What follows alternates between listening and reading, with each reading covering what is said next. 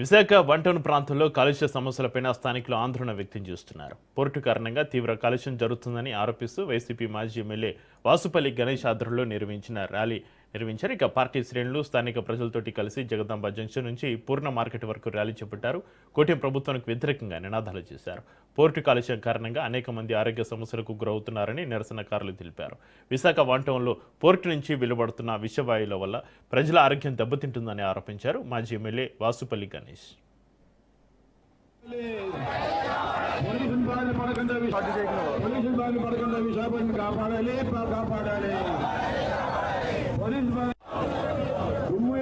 చంపేస్తున్న Visakhapatnam port trust down down వహిస్తున్నటువంటి పవన్ కళ్యాణ్ గారి నిద్ర లేవాలి.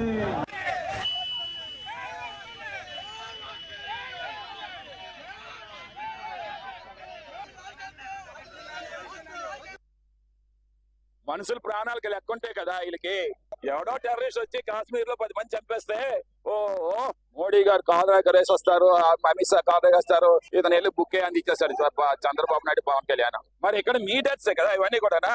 తెలియలేని డెత్స్ కదా, పాపం కదా.